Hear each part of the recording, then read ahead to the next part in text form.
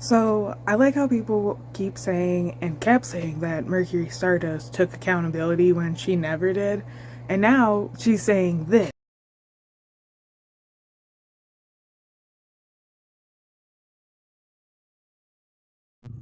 Ooh, okay. I won't say that one, but I agree.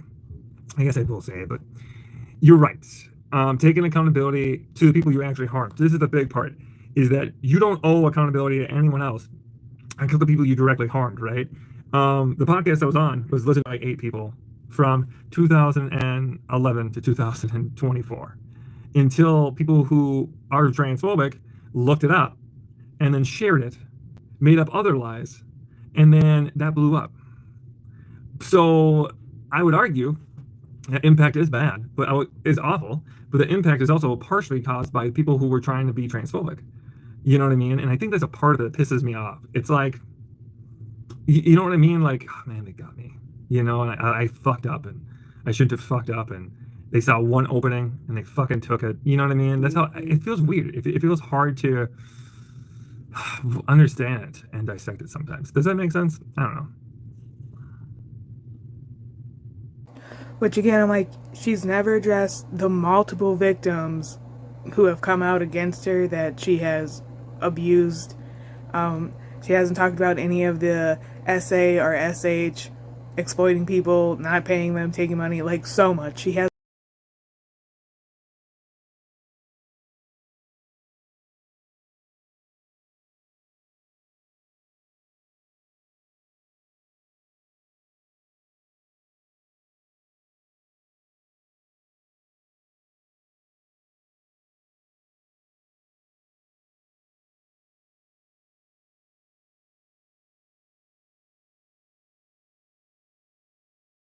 Hasn't addressed anything. She just keeps saying everyone is lying. All the victims who have come out about her, against her, are lying. Even her friends and past co-workers and showrunners, show producers.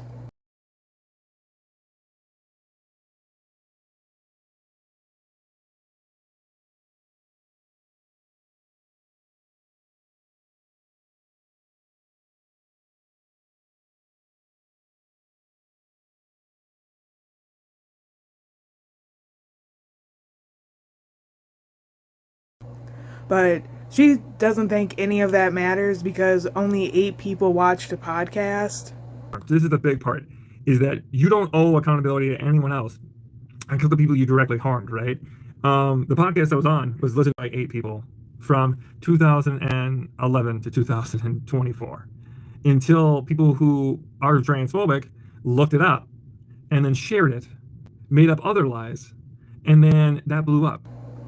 So her admitting that she dated a minor, you guys should not care about that. Like, that's her whole stance on this. That yeah, she did that, but and then bragged about it at 25, which again she's not admitting to or really acknowledging that of like, you said it and bragged about it multiple times at the age of 25 that you did this act. And the whole timeline of being on the alt-right not matching up, none of it adds up. And that's why I'm like, I genuinely don't understand why people support Mercury. She literally lies, and she has so much sketchiness about charities she's done and fundraisers she's done. Like, what happened to your book? Your Pally the Platypus book, that one that you raised funds for that. Where did all that money go? Did you ever return it? Because you never made that book.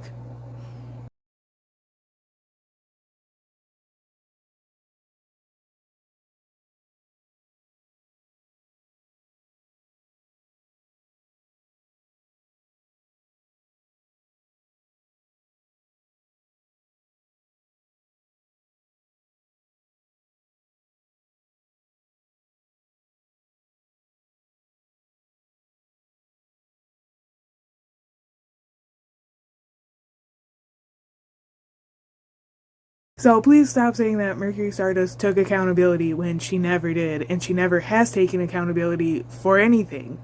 Admitting to something is not taking accountability for it. She's only admitted to, yeah, she dated a minor, and then she keeps changing the age of that person. So, like, again, you can't really trust her. I wouldn't trust her. She lied about cancer to me for months. She lied to me and Casey about having cancer.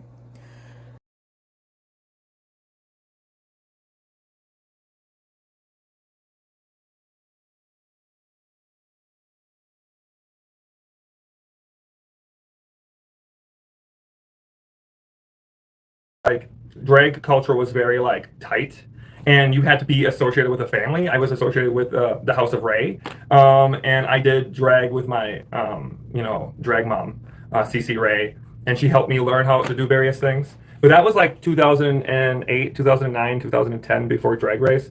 I was in the alt-right pipeline for years. Like before I came out, I very much believed in the disposable man theory. Like I very much was like very close to taking the red pill.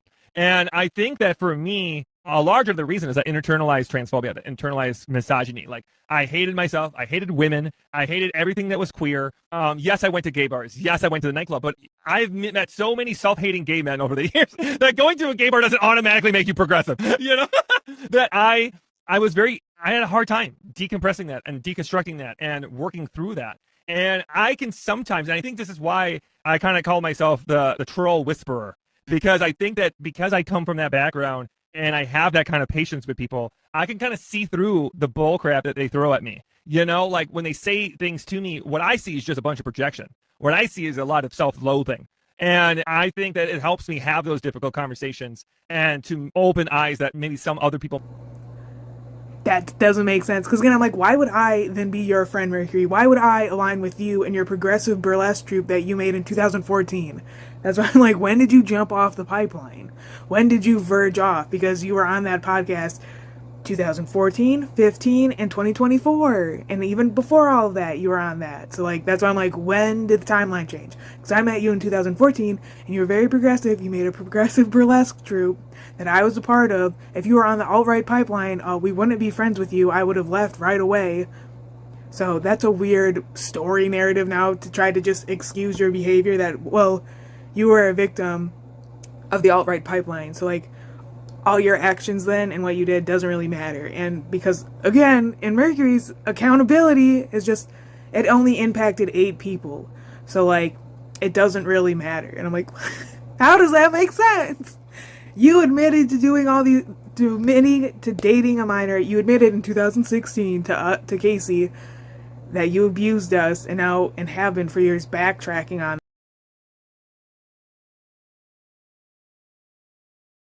A lot on me. And I was, as you have stated, I made a lot of poor decisions. The smartest thing I ever did for everybody was be smart enough to know that I was a shitty leader and move on. Like, I'm a good figurehead. I can talk the talk really well. But in the bottom line, I do make dumb decisions. And I say things that I shouldn't be saying to people. You have seen it, I have seen it, Bree has seen it. And I don't mean to. I try really hard not to be a shithead. But sometimes I'm a fucking shithead. And I'm not the person I wish I was. At all. And I saw what I was doing. I saw who I was hurting. I saw the people that I cared about. And I didn't know what to do anymore. I didn't know how to talk to you guys and not get mad because it's hard for me not to fly off the handle about things. The thing that you talked about, I can go with it step by step and tell you how I fucked it up. Because you're not wrong about those things. But you have to understand, when you're running a troupe and you're doing it from scratch, and the only example you have is some guy in his 50s that's so out of touch with reality that I didn't know what I was doing either. I was making decisions. I didn't know what to do. All the times that you described about me, like, saying, I want you to do this number and the knockers thing, you're absolutely right. I shouldn't be doing those things, but I didn't know what else to do as a troop leader. I thought that's what you do. That's what you don't do. You don't do those things. You don't force someone to do a number they don't want to do. Which, again, is like in person versus online versus other people. Mercury's very different. Mercury is a chameleon, and she changes for whoever she needs in her life that will like do something for her. Whatever, if she needs something from you, she can chameleon to your likes and to your personality. So I'm like, I'm trying not to be mean. And like also that too, me like, oh, don't be mean to Mercury. And I'm like, she abused me for years. She's still calling me transphobic, and for nothing, because I talk about her abusing me. That's why I'm transphobic. When I talked about her being abusive and abusing me before she transitioned. And she keeps trying to switch that narrative that I only suddenly started talking about her when she transitioned, which I was like, that literally never happened. And in 2019, when I came out as trans, the very same week, they posted on their Facebook that you need to be aware of people who pretending to be queer people in order to be predators in safe spaces. I hated myself. I hated women. I hated everything that was queer. Yes, I went to gay bars. Yes, I went to the nightclub. But I've met so many self-hating gay men over the years that going to a gay bar doesn't automatically make you progressive.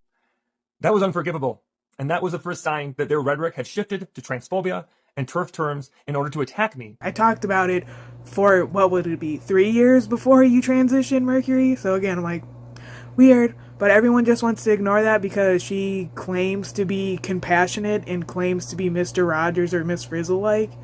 So you guys just put that on her too and are like, no, she is kind. When I'm like, she has a literal trail of victims. And everyone's just trying to ignore that. Weird, but whatever. Remember, you're worth the time it takes to actually hold predators. Mercury, you're a predator. You have a trail of victims. You're worth the time it takes to hold predators accountable. And you should change. You should change. Because I've been asking you to change for years. Your roommates told me 2017 that you did change and that you were sorry from what you did to us. I have those text messages.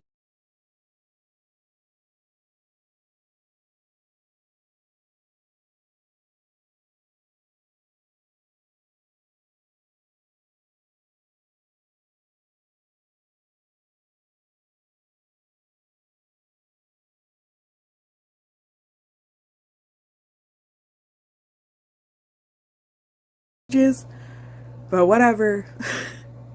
Anyways, only 8 people saw it, so like we should all just ignore it now and just stop talking about it because it doesn't impact anyone, right? It doesn't harm anybody, right? And ignore all the victims. They're just lying and they're transphobic.